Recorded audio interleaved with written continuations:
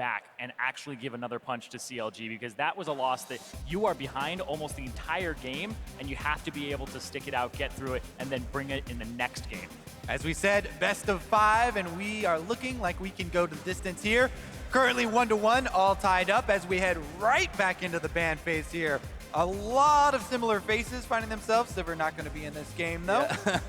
CLG tried it, they're like, we'll see what happens. Like, didn't really like that. Immortals did take red side this game, and we're done with the bans here. Rek'Sai first pick for CLG once again. Yeah, only change in the bans was that the Karma was dropped for the Sivir here to take it away from Immortals. And the first pick Rek'Sai, wow. pretty standard, but oh my god. And right away, Immortals show that the reason they pick Rek'Sai is to get 2 priority picks. It's not to get a counter pick on a solo lane. Both solo lanes shown very clearly here.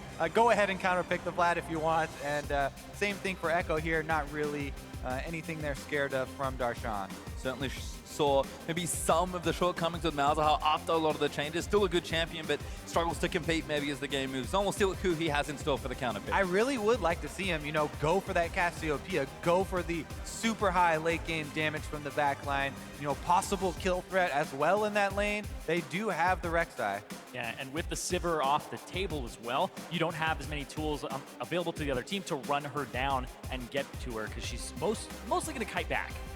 Plus, she's a pretty good versus the Vladimir and Echo, both of them forward-facing as they try and get into that medium range to the back line. Back to the Jhin, though, perhaps for CLG, as Darshan going to keep it consistent. 3 Shen games in a row now, but Stixxay went off in game 1 on Jhin. He's going to take it for another spin here in game 3. Yeah, looks like that same strategy here for CLG. Play away from Huni and see if they can make stuff happen on the other side of the map. Jhin is going to spike pretty early there with the flat armor and penetration builds. See if they can get those early kills rolling like they did in game number 1. And right now, the Gragas was probably going to go through. Yes, it does, for Reignover here, because it's just the better of the two between him and Elise left to actually go and defend Vladimir. But that's interesting. The Ezreal for Wild Turtle, kind of an old one for him. Well, yeah, I mean, for the Gragas that you touch on, I also specifically like it against the Jhin. Very good at punishing the low mobility AD carries. Plus, once the ultimate is popped, he's very easy to stop that as well. And as you say, Turtle with the Ezreal, little bit lower priority here, but very mobile, can take care of himself. And we saw Turtle do a lot of work here. We'll see what happens with the rest of IMT's draft in just a second, as it looks like Adrian's champion's just going to complete that side. CLG, though, need to finish the rest of their draft, and we'll see what Kuhi in particular has in store for the mid lane. Yeah, and one of the things that Immortals didn't want to actually pick Ashe for is because you haven't seen the support yet, and there's already a lot of things that would get on a low mobility AD carry, and so, you know, they could have picked an Alistar. They could have actually had something that dives on you, and speaking of dive, the Cassidy did come through. We've seen it before as well into the Vladimir as a supposed counter pick here. I believe it was from Huhi himself, and it didn't work out exactly the way he wanted it to, and it's quite surprising he doesn't go for the Cassiopeia, but he thinks this one fits the comp a little bit better. Yeah, Huhi has dabbled in the Kassadin. Definitely more rare in North America than it is in Europe, where a lot of the mid laners really liking the current state of the champion. We'll see if Huhi can get control of that mid lane, because the main weakness everyone always points out for Kassadin is definitely going to be that wave clear. CLG do not want to, fall behind early. They're going to have to make sure that Reignover doesn't snowball. And a pretty spectacular last pick here potentially for Immortals. We saw Karma bans in the first few games. We'll see if Adrian wants to lock it in. He's very proficient on his range supports, of course. I still think you go for a Trundle here because it can knock the Jhin out of his ultimate and you have some peel there, but it is going to be the Karma here. It's just such a high priority for these 2 supports, but it seems like Aphromu's kind of moved away from that. At least in this particular draft, is players going to swap their champions around. Very curious moving into game 2. I think Immortals changed very little because they're like, yeah, we like the comp we played, you gave it to us again. Yeah, I think the Karma pick for Immortals is important to add extra mobility to the rest of the team. That's a stat that's very important to Immortals is move speed, trying to get it from somewhere. Now that Turtle has more safety himself with the Ezreal, they can also have speed ups for everyone else. Yeah, the Sivir being banned out makes the Karma go up a little bit in priority there. Well, we'll see what CLG can do with this comp, because Huhi, again, has been kind of changing around these mid laners. Still surprised to not see the Cassiopeia, but it can be dangerous because Immortals' aggression, very easy to pick off that sort of champion, despite how much work you can do. We'll go for Kassadin instead. Pobelter, at some point, we'll need to see an answer for this Vladimir. Maybe it's this pick here for CLG. But if Pobot has another big game, it's, I think, banner or bust at that point. You have to start adapting as the series goes on, and that's been the big thing. We're now in Game 3, teams are tied 1-1. It's been the adaptation that we've seen really progress the series forward. Yeah, and Immortals selecting the red side, thinking they'd get something like this. It's the first time that we've seen somebody deviate in this match from actually picking blue side, and it might work out for them because they have a pretty much the same win condition type composition as before. Definitely true. Very similar composition lining up here with a couple of tweaks to the bottom lane. So we'll see if Immortals bottom lane can show the reason that they decided to go with those tweaks and avoid death. Got to avoid a lot of it though, because we saw how devastating the Jim Brom can be in Game 1. We're under the rift one more time for game number 3. We're all tied up, so momentum going to be real important here as we look to see who wins at game number 3. We're talking about how this bottom lane, it's a bully lane here from Immortals. The Ezreal with the poke, and same with the Karma being able to actually poke out a low mobility Jhin, see if they can actually poke Aphromoo out of the lane as well. It's also very difficult to gank early on. Normal ganks are going to be really hard to pull off. I mean, you do have Braum and Jhin, which is really good at setting up in lane and capitalizing on ganks, but Ezreal is, with the addition of the Karma speed, very slippery. Well, I like this from CLG, actually chaining things up and invading early level 1, trying to get some deep vision down. Should be traded here, although Hootie has not put his trinket ward down despite being on that side of the map yet. And you talked about it in game 1, Kobe, that having a Braum sometimes invading is the best thing to do because you might catch somebody out, an incredibly powerful level 1 champion. And so they just force their way in there to get a little bit more vision. We'll see what they end up doing with it. If it's a cheeky start from CLG, because they have had some of those augmented level 1s back in lane swap days, even in standard lanes, they could do some really strange things that would throw off the enemies. Definitely admire CLG's creativity as Huni and Rainover going to be moving to this top side of the jungle. CLG should get that info because they did ward the blue side of the jungle, and looks like Xmithy also going to start on that same side. So see what Darshan does again into this matchup. He played it in game number 2, and as always, look for that bottom lane pressure. Things could get very messy.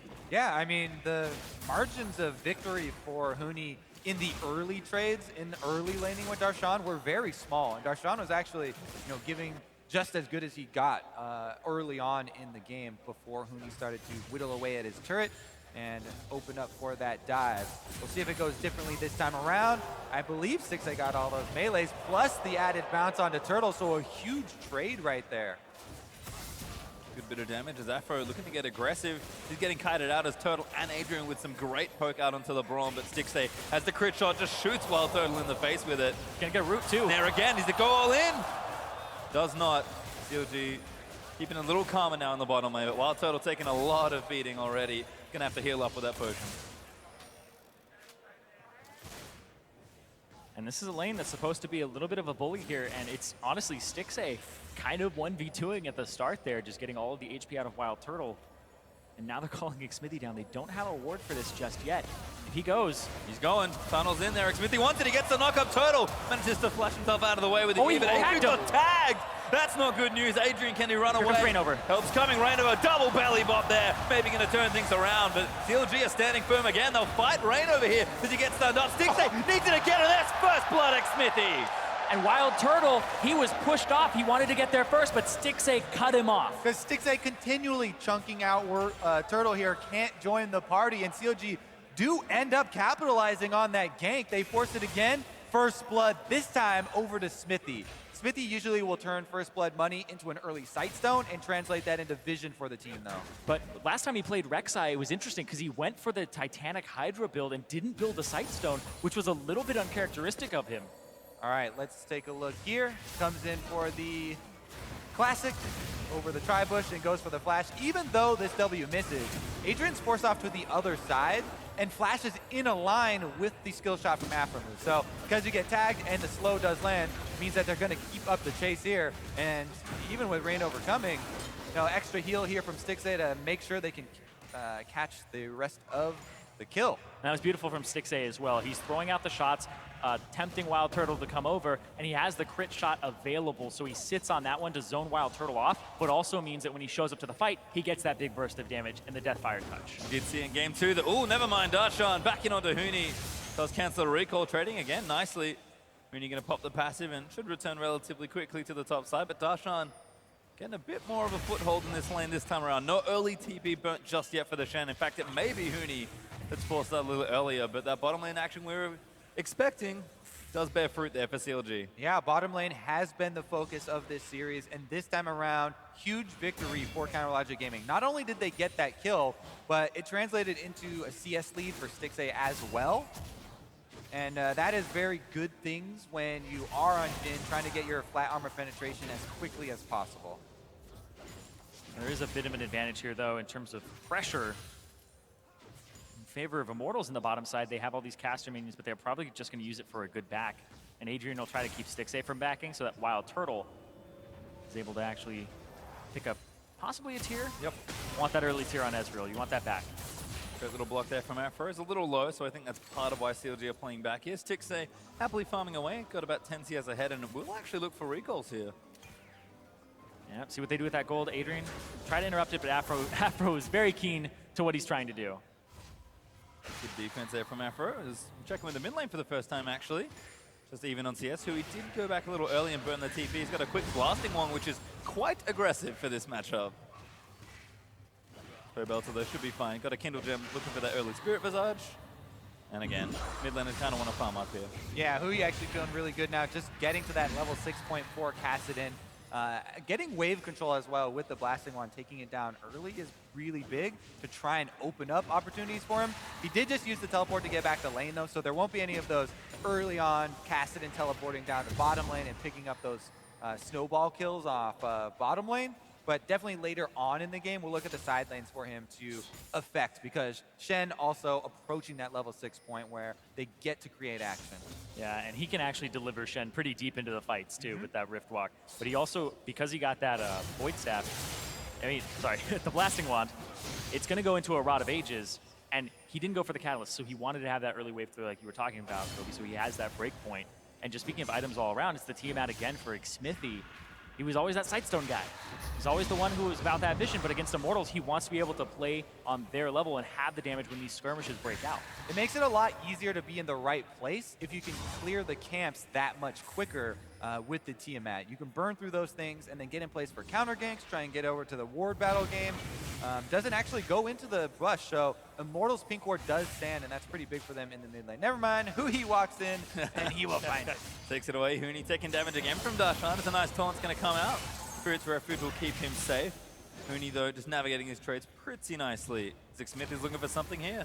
Really enjoying that top lane battle because they are constantly trading up there. Meanwhile, though, we have a little bit of a jungle invade, as you say, and the Wolf Spirit does see Xmithie. Yeah, that top lane battle is actually, like, don't try this in solo queue, kid, because it's very risky. You see how often they are trading, and Huni is actually losing most of these trades right now, but he's getting a small CS advantage every time he does it. Maybe Darshan misses one or two, and now we're seeing it be almost double digit now in terms of how far ahead Huni is. You see pressure.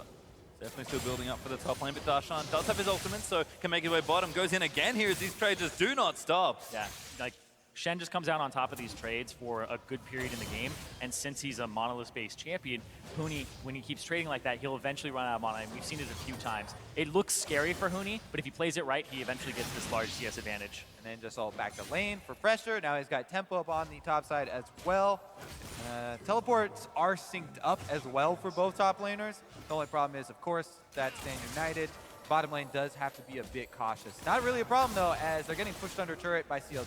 This might even be a dive brewing here for CLG. Xmithie going to look for that first tunnel. Hui is also roaming through the jungle right now so that they don't have any early alert system. Here we go. Adrian going to get hit up by the first few bolts. Turtle does get tagged by the King of Boys, but Darshan's in as well. Dajinat's going to move in and Stixxay with another crit, as now Turtle's going to get chased down. Massive snare on the other end, and Hui gets the second. I fell into that classic trap. Oh, bottom lane, yeah, just farm under turret. Play safe, right? Ah, we can't play safe. They're 5-man diving us.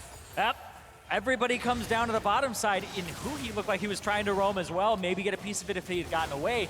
But this turret, it's going to go down first. You see the top side, maybe a little bit. The race is on. Who's going to get that first turret money? First turret gold is very important as well because they gave up a decent amount of pressure. Hui getting right back to that mid lane, though, so they don't give up any more mid. But this is the big thing is when we talk to some teams, they talk about first turret gold is really meaningful when it's on a single person. It's that 650 chunk. 2 people get it, it's 388. And when you spread it over 4 people, it's just honestly not that recognizable of a lead. At that point, it's kind of small. I don't know. I'm an old school. You're Gold old school. is gold. Gold, Give gold. it to my team. I'm happy. All right, here we go. This is how they started out, though. Lands the first 2 shots to get the slow, and they do, you know, Adrian, there's no chance for him there. He actually did burn the flash earlier, too, so that will be one summoner that they have to keep track of, and maybe Adrian will be another return to target, which is actually scary for Immortals, because Turtle already is going to be, you know, pretty safe on the Ezreal. They're actually leaving him by himself now to clean out the bottom lane. Seems like they trust him to collect that farm as CLG continuing to navigate nicely here. Actually up almost 2,000 gold, so that turret and the 3 quick kills they've gotten, seems that they've found their aggression from the opening in the series. They're actually going to swap Stixay and Afro to this mid lane as well and try and apply some pressure. Huni, I think, currently visiting. He's going to hang out and clear what he can. But Immortals may have to move there as well. You said about Total. Ooh. He's left alone. That could be a bit dangerous in the long lane. He does have double summoners to blow if he does get caught out. So they're kind of taking this into account when they make this risk. They're like, okay, Turtle, you know, you're gonna be by yourself in bottom lane. We're gonna send Adrian to try and help out with the war fight. I think? No, not No, quite. that's a blue scuttle. Unfortunate. Yeah. Good try, though. Good attempt there. It looked like the karma cube. Definitely. I'm having fun in this bizarro world where CLG are constantly pressuring the Immortals early on, right? It's really unusual because CLG was always the team that had to wait for that mid game. You think about MSI as well. Like their early game was not strong for most of this split, whereas Immortals had one of the strongest early games in the entire league. Well, I love Top this 2.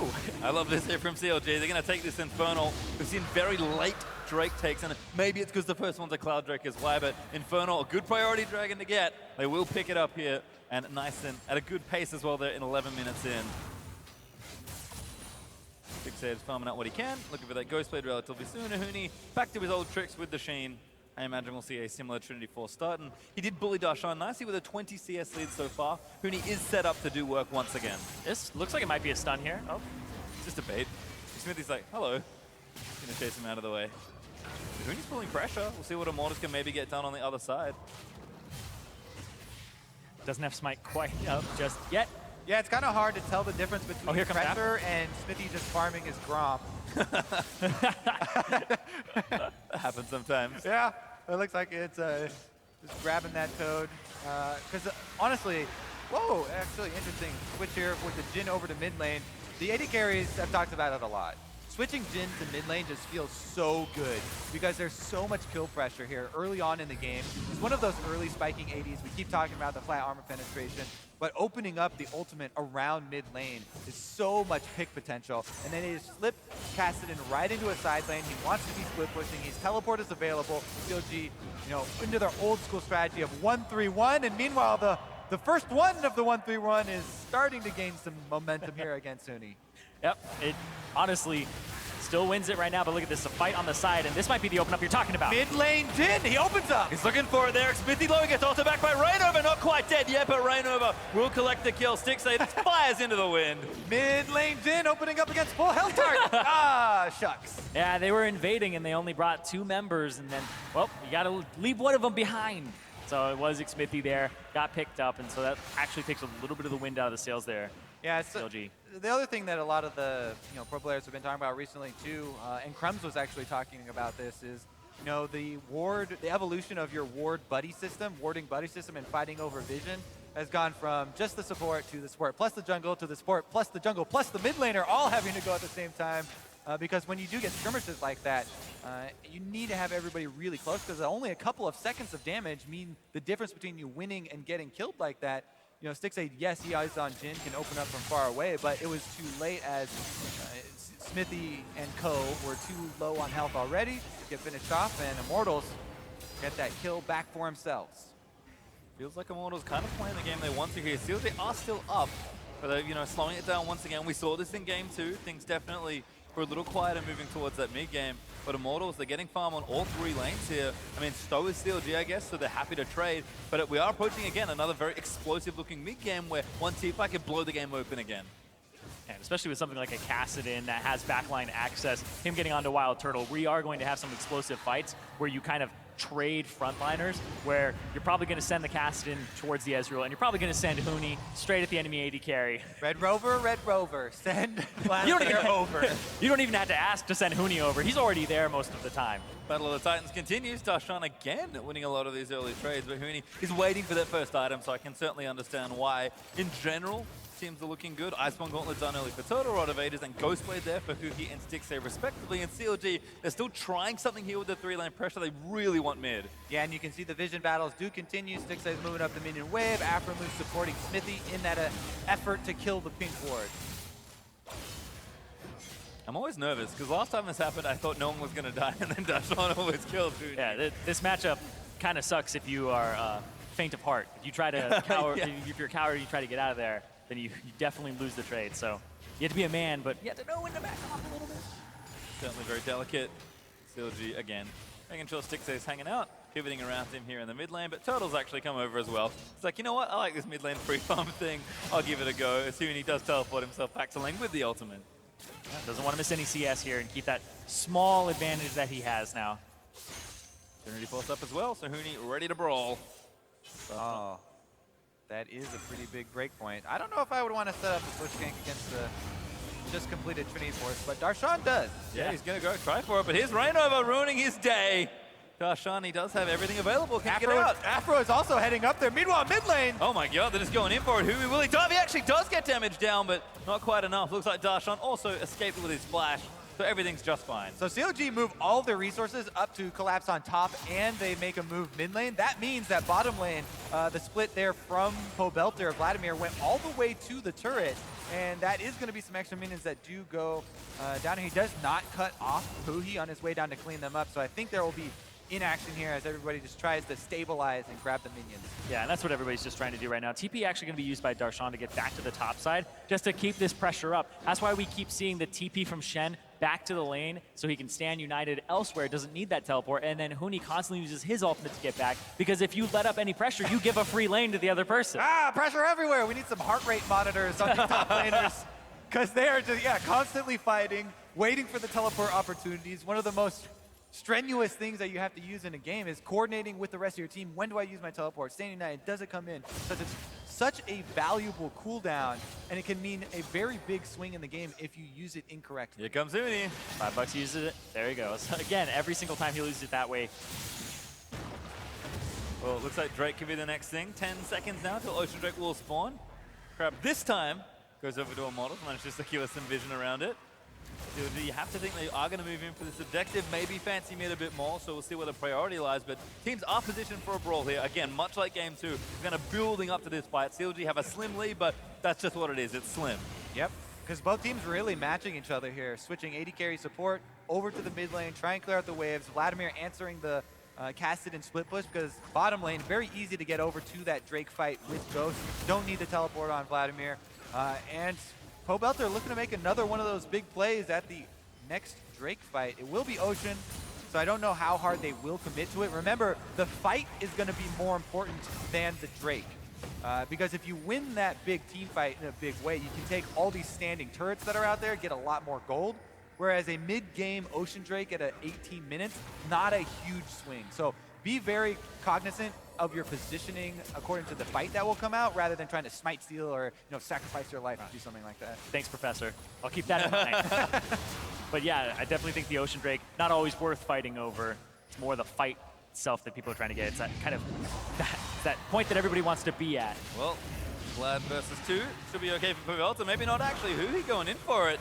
Does get some good poke damage down. Pobelter not going to quite get that Crimson Rush empowered Q, but should heal up pretty quickly. Yeah, just to assert dominance over the blue buff area for the Dragon for CLG. So just trying to push him out, get those pink wards gone.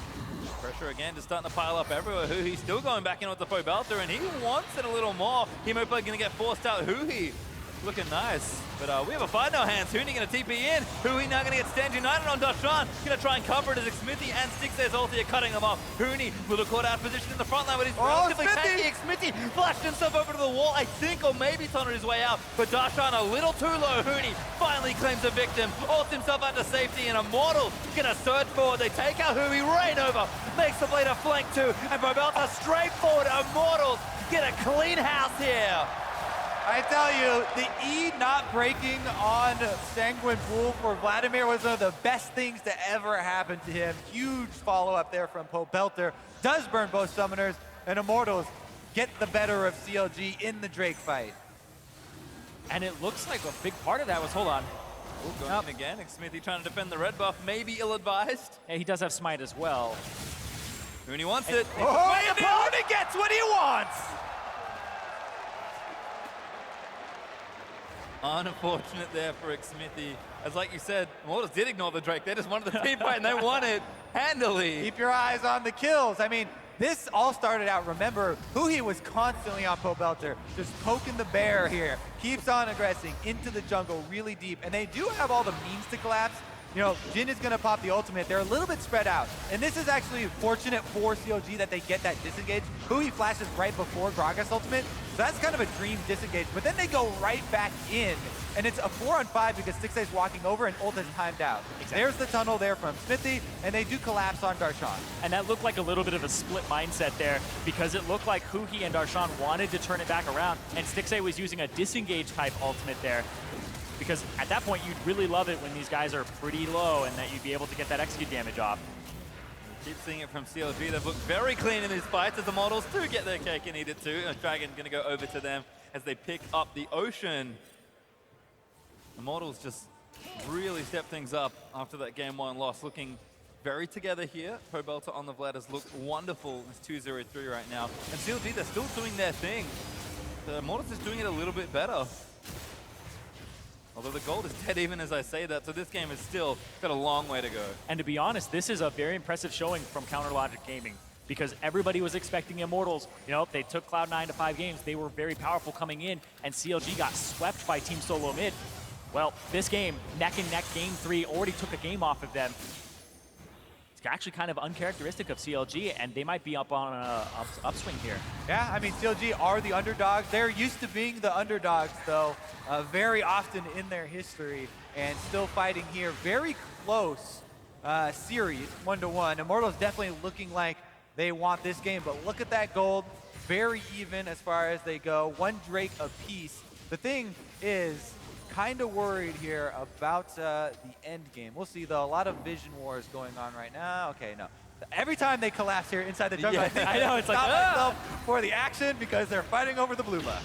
Well, blue buff this time going to go over to Rainova. Belter grabs it there with the tides. Gives him a little bit extra, more AP. He'll take it. Not too bad there. Darshan and Huni still here. Cue the music at this point because they're running circles around each other. Darshan still getting ahead in a lot of these trades, but Huni, I think, has to spend some gold as well. So there's definitely a push and pull here. CLG going to keep fighting here. And push and pull and punch and kick and bite. These guys have been just all over it. It's like Parappa the Rapper, man. You rub it back. Oh, man. Anyway, Dreamcast was great. Getting stronger. And I think these turrets have been the big sore point. Immortals, this would be a very good break to get if they can knock down the mid turret. The map is still very closed, and CLG dig their heels in and defend. But Afromu going to get himself poked out. Immortals, do they go for it? Yeah, I mean, CLG are going back to the 1th round without the teleport available for Kassadin. So that's why Immortals pushing in on this turret. They have the pressure advantage. Now Huhi, though, after shoving the bottom lane, is heading up to mid. They need to do something here. Immortals might have been looked to just dive and break it wide open. And meanwhile, Huni's actually doing the blue buff right now, so they're at least getting something out of this for Immortals. And they just pushed Huhi outside. Bit of a brute force there, but the 6-day ultimate's going to try and clear the wave out, I think. Huni very threatening in the tower. He's going to fall. He just goes for it. Huni phase dives onto Xmithy. He's right over. Just a little short, gets the ulti down, but he won't quite connect for the rest of it. CLG can maybe turn it around. Rain over. Big mistake. Gets himself stunned under the turret. Huhi didn't go deep to the back line, though, because they're worried about the damage that Immortals could still put out. They do play it a bit safe there. They catch the 1 kill, they snared Rain over, and so they take that guaranteed small advantage, and it looks like they're trying to move it up towards the top side, but I think it might end at just that one kill. A little bit of an overstep from Rainover. He gets punished for missing that flash. Yeah, it looked like he was trying to actually back up Huni. Huni dove in, then Rainover's like, all right, actually tag teamed him out while Turtle was trying to back. At the same time, he was right off of screen. He is sitting on like 2,000 gold.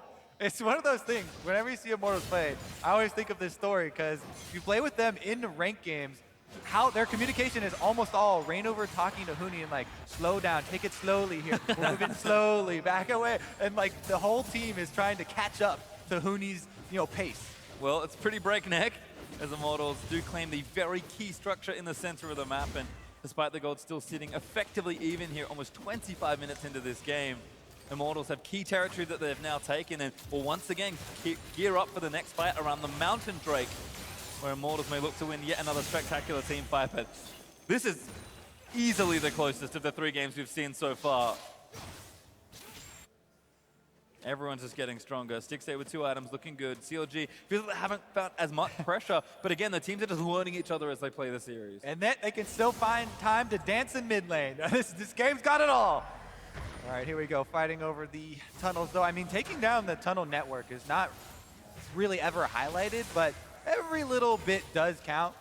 You definitely want to at least clean up the ones that are, around river and stuff. Uh-oh, here we go, though, more action. Possability actually now 1v2. Can he get out of this one? Hui going to dive himself forward. Big heal there from the ultimate, but Hui wants it! Chases him, but Possability just has too much healing. Whoa, he flashed for that, too. Yeah. Possability is going to walk away from it and try and heal back up off the minions.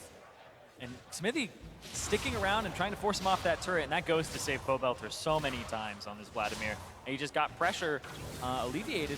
Yeah. Walk back up. Look at this. They're roaming Adrian. He's in the river, threatening to roam up to the top side, so CLG know they can't make this dive. It's a long and, lane. They fight him off of the turret, so good job there by Immortals. They burned the Kassadin Flash, which is very big. One of those tools you talked about earlier, Pastry, getting the Shen even deeper into the back lines. That's one of the things that they would like to use offensively. Part of the issue as well is that you can see Possability just tanking everything because there is a notable lack of healing reduction at this stage. Morello's not yet there for Hui. Executioner's Calling will come somewhere for Stixay, but it's not exactly easy with the paths they've chosen to get it early. And Possability just has free reign until that point hits, and maybe even when it hits, he can just take over because Vlad is such a strong scaling champion. Yeah, I'm curious to see who's going to have more damage dealt to champions, because Darshan and Huni are going to have a lot. They're constantly trading each other back and forth and getting back lane and healing. But Kassadin also, Hui, has been constantly just going straight to Possability's face. So the same story, they're just trading back and forth. Yeah, it's kind of that agreement. You want to pad our stats, 80 carries both had the same damage. We can do this as well. That's fine. But honestly, moving into the late game, though, I'm really interested to see what ends up happening with the damage dealers on this team and the defensiveness, because CLG and Immortals both have compositions that you don't mind going late. You just look for these fights, and it's the setup that matters. Yeah, right now, Stixay is peaking at the maximum flat armor penetration build, and he is ready to rip anyone who's out of position. Now, the good thing also about picking Ezreal into Jhin is that Ezreal does build some armor to kind of help with that and mitigate it a little bit with that Iceborne Gauntlet.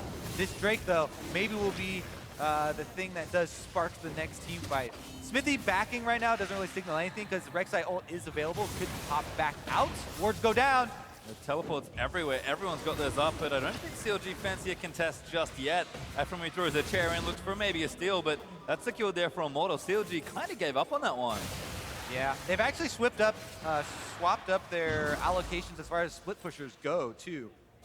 Choosing to put Hui against Huni instead, and Darshan taking the Vladimir duty because Kassadin not really making any ground there in the 1v1. Yeah, but this is also a 1v1 that it just goes back and forth as well, and honestly, Vladimir killing the Shen probably not going to happen, and the Shen vice versa. Yeah, I not think gonna happen either. I think it's a good choice there from CLG to switch that up because they weren't really gaining any momentum the other way around. Scuttle Crab there does go over to Smithy. I lied. I have not been keeping track of those stats. I said I was going to do it. I'll say it's 17 to 12. Well, I have to check later.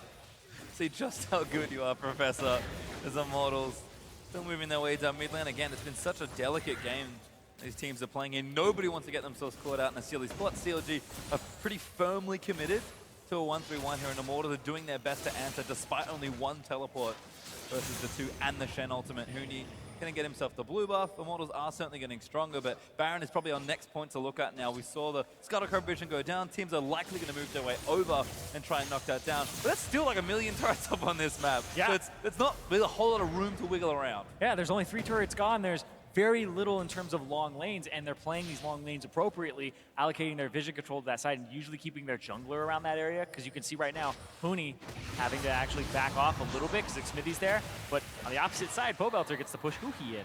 So it's just honestly trading of these lanes and who gets to push in first, and it just goes back and forth. Yeah, both of these teams fighting tooth and nail in match number 3 here, having the series tied up. And this does, it does mean a lot moving into the gauntlet, even if, neither of these teams count on what happens tomorrow. If they find themselves in the gauntlet, seeding there does matter as well. One less best of 5, they talked about it. Right now, though, heading over, vision control can earn you something. CLG, though, they do have vision. TP from Huhi and from Darshan. They're all coming in. And Immortals play it safe to actually pull pretty firmly off that Baron. Smithy may be caught, gets ulti back by Reignover, but flashes out to safety and will tunnel back towards Afro move. That's going to keep him safe, but Darshan a little far in. Huni actually getting chunked out a bit by the ulti as Hui's going to chase him 1v1, but CLG still getting collapsed on here. Immortals looking for something. Yeah, 2 top laners there trying to kite the opponent team, and we have a merry-go-round. They find each other at the Raptors, though. Maybe going in again. Well, Turtle actually DPS down, but Huhi with a big amount of burst. Good threaten, snare, lands in, but it doesn't quite connect on to Huni. Good damage, but Immortals just kind of slowly creeping their way forward. They're a little too tanky for CLG, I think. Yeah, and they've got that sustain. Pobelter on the front lines on Vladimir, continually soaking and healing back up. And Huni just went back, got home guard, ultied in, so now they continue their siege. The never-ending siege perhaps there as Immortals. Pobelter again just going to soak damage down from the Jhin. CLG just can't seem to get in at all. Well, they don't have wave clear. That weakness that we highlighted before and is so constant with the Kassadin, yes, Counter Logic Gaming, they have kill potential and chase down potential. It has to come from an all-in confrontation, though. You can't just wave clear, add a turret, and Immortals keep it up. They've got the Vladimir sustain and that ultimate from Huni that you mentioned, Cyrene, getting right back in there with the home guards. And if this composition ends up getting a Baron buff on Immortals side, CLG, it's so difficult to clear these waves normally, let alone have that on top of it, and they want them 1-3-1 sometimes on Immortals, that you would lose a whole lot off of that, more than you normally would with somebody like a Sivir on your team. Additional pressure, though, still mounting as Huni, I think, has been in a side lane. I mean, with Darshan, to be fair, pretty much for the duration of this game. Very rarely these teams grouping up, and it does feel like CLG, despite the gold lead not being particularly significant, the Immortals just have maybe a bit better of a plan or composition moving towards this late stage of the game. Yes, they can break it open, but CLG have pacified a little bit moving into this section of the game, and Immortals seem to be happy to play a little more patiently, which is a scary thing versus a team that usually plays so fast and so aggressive. Recognizing their win conditions right now, Pobelter needs to get up to a point where he is pretty much unstoppable. And then Huni, though he does have a little bit of an advantage, but I still think that he really wants to hit that item break point, get to a Titanic Hydra, have a way to get the back line and blow them up, because he's been on Stixxay and Huhi duty pretty much all game long, keep a damage dealer occupied. Also, it's interesting if we look at both lineups. The Immortals lineup, the damage is spread out a little bit more evenly, where they have a top laner, Huni's built some damage as well, and a lot of defense is being built on Turtle. So Turtle's building, to survive with this Ezreal, whereas CLG, it's pretty much pure damage from Stixxay and pure defense from Darshan on the Shen, because there's no way that Shen is going to be able to match up with the late game damage of Echo there as you get into it, even though pass-through Qs on the Shen sword do go unnoticed by a lot of tanks. Make no mistake, I think a successful fight for CLG is when Pobelter dies, and he's just so impossible to kill. Although Stixxay does now have the Executioner's Calling, so we'll cut through some of that. It's curious to think what a winning team fight for CLG might look like, but they're happy to play the split push game, and maybe that's what they have to do here. It'll probably look like Stixxay has his IE completed and he's critting Wild Turtle out of a fight, or getting a really good ultimate to pick off Pobelter, because he does get quite low. Very well could be. Also could look like a side lane victory. Both these teams are you know, built well-equipped to do the 1-3-1 and do this split push, and whoever does get the first side lane advantage can then try and transition that into objectives afterwards. But man, this game bouncing very, very precariously. And you were talking about how this matters a lot right before the Baron was on the table for Immortals. Immortals, you know, difference between 1 best-of-5 or 2 best-of-5s. If they lose this match, they're guaranteed to play a team, or have to play a team if they want to get to Worlds, that has already beaten them, whether it's Cloud9 or CLG. Well, he does get a tower down finally. Baron, a little bit of a threat, but that next Drake's going to go over to Immortals. And then Elder Dragon will be on the table, and we're pretty late into this game. These big objectives starting to matter a whole lot. Yeah, and both teams starting to run a little bit thin on vision. Immortals run very quickly up off the Dragon to make sure that nothing's on the Baron. And there's another ring around the Rosie. Here's turn 2 as Huhi finds possability. I mean, he's actually doing decent damage now. Lit's been helping out. I was going to say in the Huhi-Darshan matchup, I didn't expect something to happen, and then it did, and I kind of learnt my lesson. For a while there, Huhi and possability were meeting, and just like, I'm not even going to watch it anymore, because they weren't killing each other. But Huhi is actually stacking up damage. Yeah, Kassadin almost level 18 gets really scary for any members, even frontline members. But honestly, even with a Hex Drinker on Wild Turtle and being Ezreal, still going to have to watch out for that Kassadin diving, because he's got partners and he's going to have cover fire from Stixxay. Yeah, and if he gets those last 2 items, which what I assume would be like a Void Staff and maybe a Death Cap on top of it, would be incredibly powerful, and that means that possability can have a much harder time staying alive, and if you can get him to half HP, Stixxay might be able to take care of the rest, and you could remove a Vladimir, which has been so hard to do. 35 minutes into the game, and we are only maybe 200 gold apart for these 2 teams. Is going to come down to that in-game play. Here we go, set up on the Drake once again. They do have a CLG ward, but I doubt they'll get anyone over there because most of the team is in the fountain. I mean, if CLG have demonstrated anything this particular game, it's that they are more than happy to play patiently here. They trust in their team play, but I think sure Immortals do as well. And there's the Drake, Elder Dragon now on the table. And these moments in this game where it's so even and both teams are kind of playing around each other and answering each other's moves, you're just waiting for that one break point, because this matters for momentum in the series and putting them on match point. possability! Here's that side lane we talked about for the advantage. Huhi, though, gets collapsed on. The Zhonya's baits there. Reignover going to turn around, and Huhi collapses. Immortals this time beat them to the 5-man. You could tell he knew that it was time to pull off, and he started to back away, but a good little bait there as possability just hung his leg on. Hey, you sure you don't want to finish me? And Huhi actually takes the bait. Reignover comes in for the collapse, and they get the advantage. Now, can they turn it into something on Baron? Exactly, and that's just over-eagerness there from Huhi. He wanted something to happen, and that's the point in the game. It's so stressful. You want to be the hero, but you also don't want to be the person who puts your team behind, and it ended up being his team had possability's back. Immortals pull off the Baron, but no threat just yet. They can keep going. I think they did keep the health down. Yeah, Vladimir can tank Baron pretty easily and heal back up.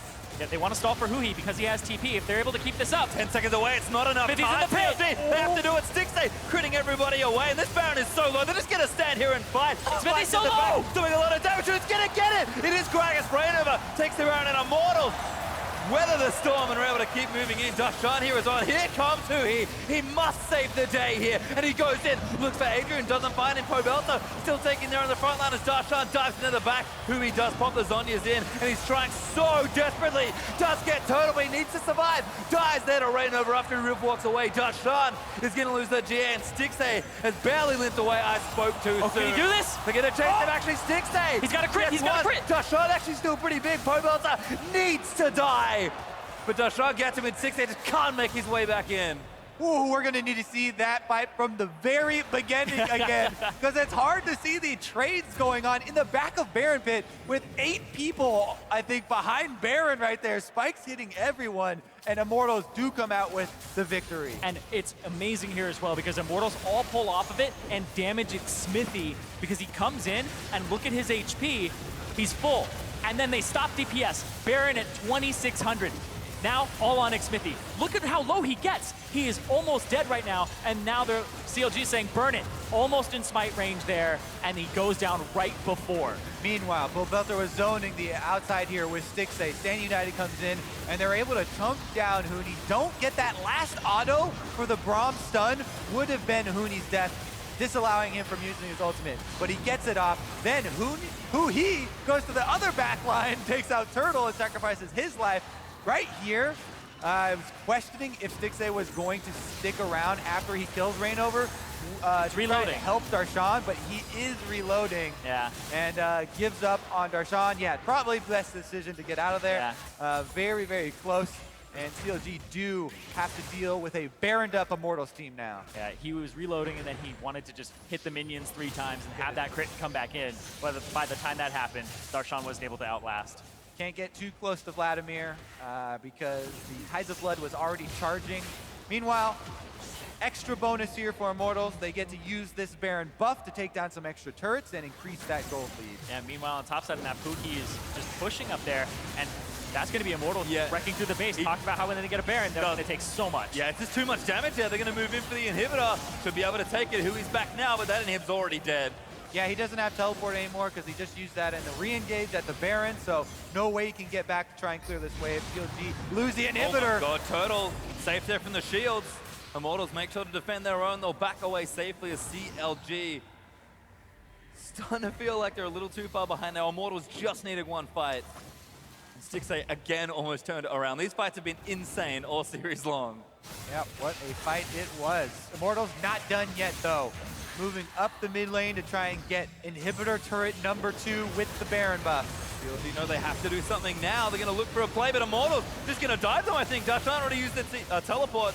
Ulti from Afram is pretty good there on the Braum, but they're just going to take the turret down. Huni getting a little too low, does ulti out to safety. Pobyelta taking in the front lines and the turret. Does fall to Immortals. Stixxay lining it up, but he needs to shoot someone down. Reignover running interference in the front line, but Hui does take him down. Now Stixxay, you try to turn it around. Xfinity, absolutely massive knock-up. Turtle's going to go down, and CLG flip it again! Immortals dare to reach too far there into the CLG base. They claim 4, and they're running it back up mid lane. How many turrets can they take? I don't think they'll be able to end the game. There's 40 seconds as well. They have so many to turrets? do. No, I know. I'm just tempering expectations. Tempering expectations. There's one. Yeah. CLG going to move in for a second. Darshan happy to face tank this. Mini's going to join in. Huni back here to threaten. The answer may just be 2 here. CLG do get 2 down the mid. Do they keep going? In fact, they're going to split up. Guhi and Xmithy going to work together, and this will be 3. CLG doing big damage to Immortals. Still going. These death times are long. And that Matthias Soul Stealer, he was sitting on a Dark Seal that had 10 stacks already. Hasn't died yet for Huni. I love it when you raise the stakes like that. Now we've got the Medjais in the game as well. Back to this fight though. Let's take a look at this extension because Huni goes back in and it takes multiple snares from CLG under turret while Immortals are tanking that turret damage. Huni gets locked up. There it's going to be for him. And he ults right back out, but then they exchange front people here. Yeah, and it takes so much damage onto Huni, but Pobyelta only got 1 person with his Hemo Plague. It was the engage there from Reignover, and Afromu able to actually block a little bit of it, but then the re-engage, the flash knock-up from Xmithy, and the only person who survives is Huni, because his stacks. Gotta keep him safe. Yeah, I mean, that's the thing about this comp, right? They don't have very much wave clear, but if you get to the point where you're losing the fight, it's so hard to disengage from Jhin, Kassadin, Braum, and then Smithy goes in with the flash to secure the re-engage there for CLG, and they do get some back. I have to say, though, regardless of that, Immortals still in control of this game, and they're looking to press it. Well, if you like raise stakes, Kobe, Elder Dragon is now alive, and Baron's up in a minute 35, so everything's on the line, and Immortals have actually straight up started it already. Yeah, and Huni in the base, waiting for a TP home guard play here, and Stixxay off on the side. He's still trying to walk towards this fight, and Darshan as well. But here comes the TP. It's on top of where Stixxay is. Oh, Stixxay, it's not a good spot to be standing, but Huni does not He's just buying time. The Dragon's going to go down. Immortals are actually still doing it here. Stixxay opens up with the ultimate. Immortals need to move back in. Hui's in the backline. He actually chunks one out. Reignover getting low. Reads a crit there as Xmithy takes him down. CLG trying to keep fighting into Hui's going ballistic as he pops the Zhonya's. Pobyelta, the only one left. He takes out the Kassadin. Oh, Stixxay have done it. Stixxay gets out of Pobyelta. Gonna flip it all around. Huni now diving in onto Darshan as he's gonna get chased out of Pobyelta. There's the triple kill. Darshan now gonna get locked up, and Immortals win a very scrappy fight. These are so intense with multiple bots. Darshan's gonna teleport out. They're already cutting him off, though. He's not gonna make it out of this, even if he accepts it. And Smithy maybe not going to make it as well. In fact, possability and Adrian want more. They're going to try and push the minions down to the bottom lane. Is he trying to delay back so they can get up to the second inhibitor here? There is an exposed inhibitor that Immortals could go after in the mid lane if they transition up. But they're if you think about the wave clear, though, they might try to end the game right Darshan's here, but Darshan. He's got to run interference. He pops the refuge. Possability, though, still doing a little too much work. Turtle now laying in the damage. Smithy disrupts 2 there with a knockup, but he doesn't have anything. He shreds as Immortals are able to take him down. Possability gets himself another. Darshan chasing in the GA's pop, and Immortals, I think that's enough. Well, 3 seconds on Huhi, though. He's about to be back up. They're trying to buy time for those reanimations as Hui's back up. This game's getting silly as Hui's now back up. Possability keeps moving his way back in. Shields there from Adrian, keeping him safe. Possability feeling Immortal this game. I'm thinking through this call to try and cut the minions because it's very, very risky, and you're pretty much putting yourself out there just to get killed. Now, if you wait and fight under the Nexus turrets, and you try and use your taunt and something like that to force them off the Nexus turrets, then maybe you delay that way as well. Regardless, Immortals get some extra kills off of it. They also return back and finally do claim that Elder Dragon. It's a 3-stack as well for themselves. Those 3 previous Drakes they had picked up, a lot of burn here, and with an Ezreal and the poke that they have, it's going to be very meaningful. 2 minutes now. CLG have to play some pretty immaculate defense, or Immortals are going to run straight through the base. And Baron is what they're going to try to look for to help them run through the base. I think this is contestable. Smithy's on the other side, though. Smithy has a place where he's out of vision. He's trying to go for it! How could I? Oh my God! Smithy steals it from Immortals. And they got Pollender! CLG, the medic to get it! Darshan looks up to in the back line. Uni melts there as Immortals. What? Are you kidding me? CLG are going to take the team fight, and now they have Baron, but they can run it through after. And Reignover's trying to buy time. He's trying to cut the minion wave so that they can't push up. They have super minions down here. It's going to be a little bit harder to push than they want, but Darshan is so tanky. If CLG put their minds to it, maybe they can still accomplish it. They're looking to at least claim Reignover's life here as they close in on him. 6-8 doesn't hit the snare, though. Reignover's just buying time. Huni's back in base safe as well. Reignover, I think, is going to die here still, but he's bought plenty of time. Yeah, exactly. 20 seconds on Possability, and CLG aren't going to be able to push a turret off of this just yet. They might be able to get that bottom, but that buys time, and we're going to get another fight, gentlemen. What a back and forth series here. Everyone thought it was going to be a landslide with CLG being underdogs, and Immortals going to show back up in the 3rd place match, just like in spring when they righted the ship and they easily dispatched.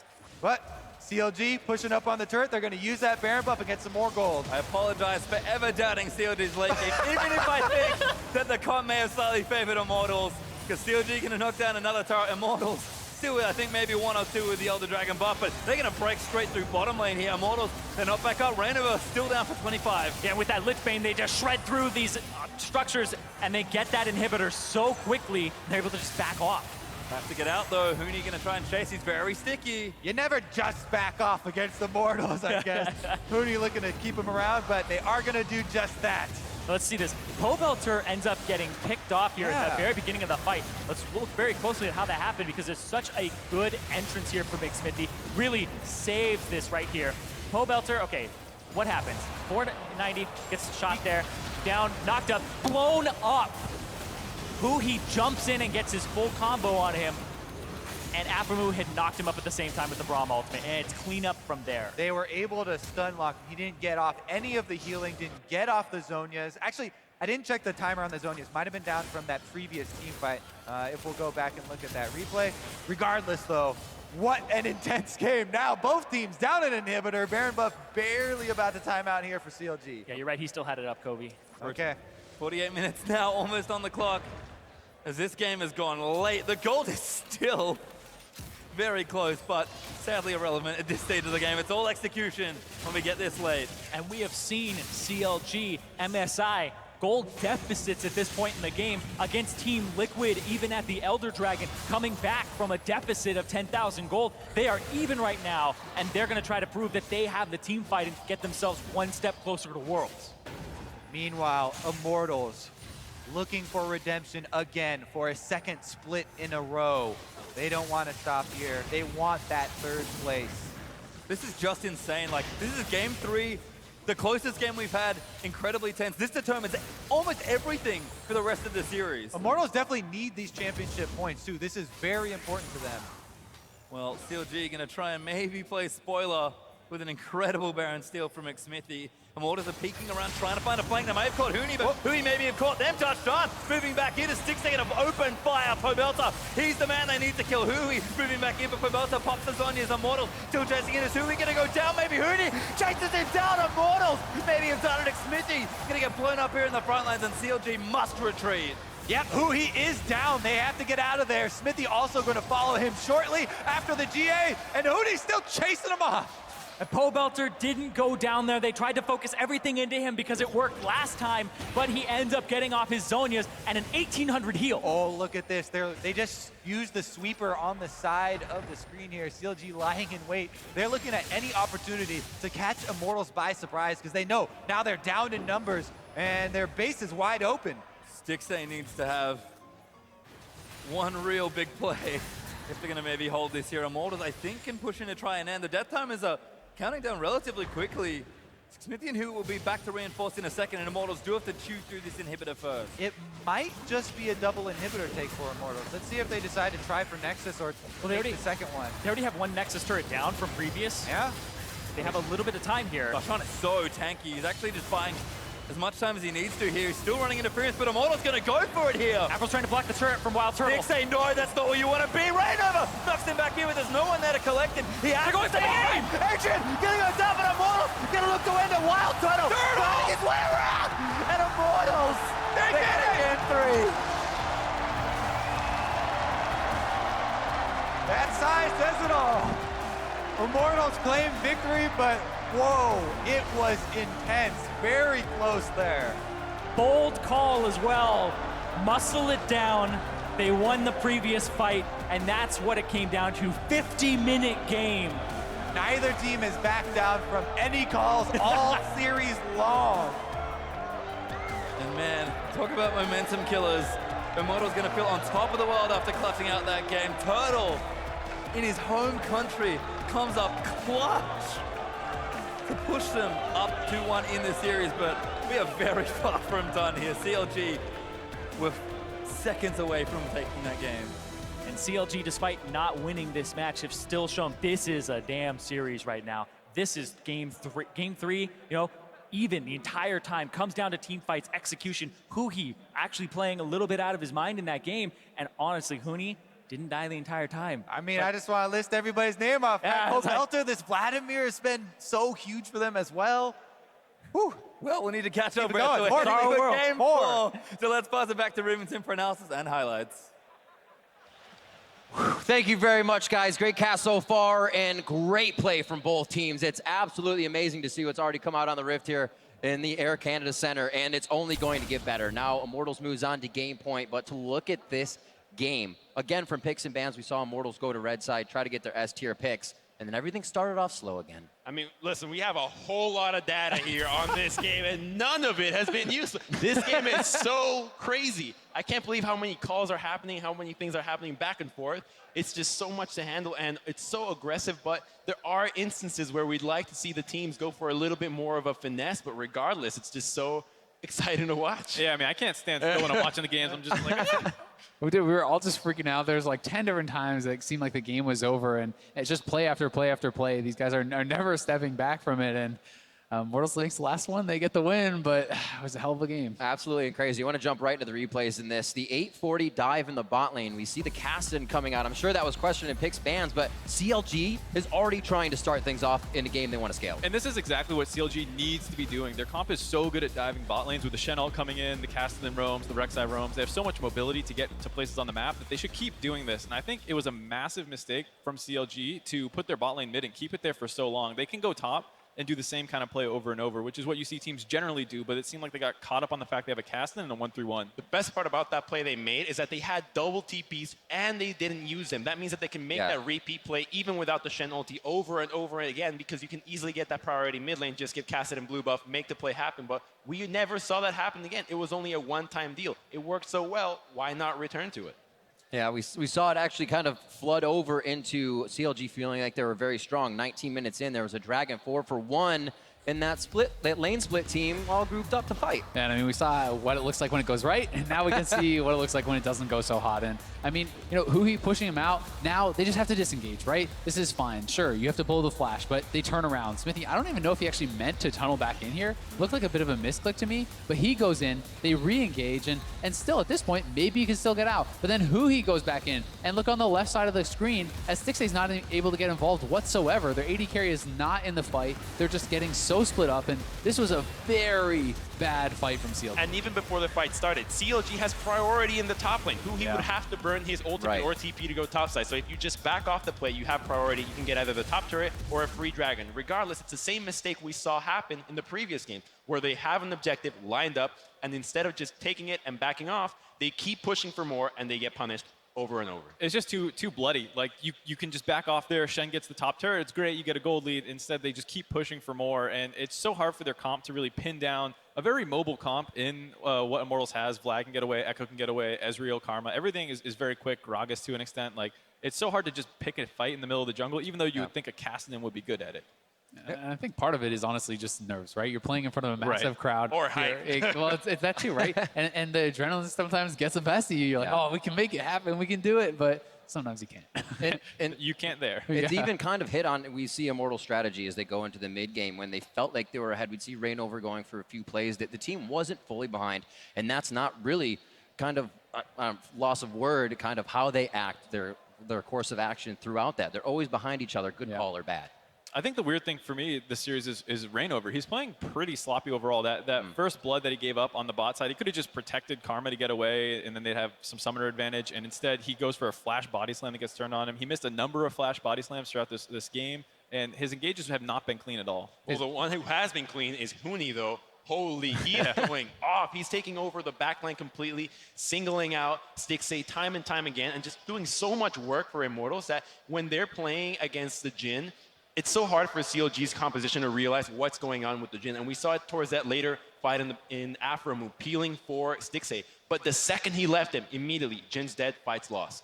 And we see that kind of flow over to the team. Pole Belter then flashing forward, Tides of Blood, picking up double kills, triple kills.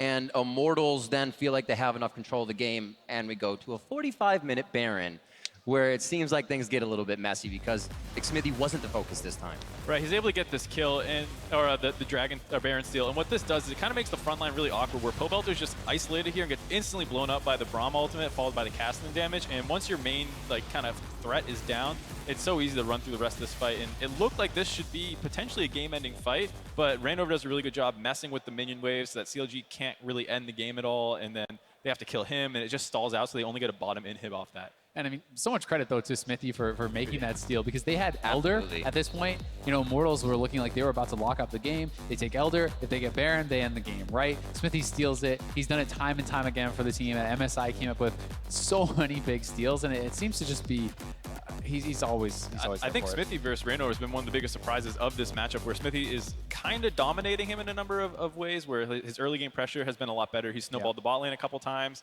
and once again, he's been on top of the objectives. And I think while Huhi has been having a pretty solid series so far, there's a lot of fights that have come down to his mechanical prowess on certain champions. Obviously, we have not known him for a Cassidy forever until last series, and this time around, there's multiple fights with just a little bit more of Cassidy practice, better Cassidy mechanics, would have been able to net them those advantages in the fights that could otherwise have gone not their way.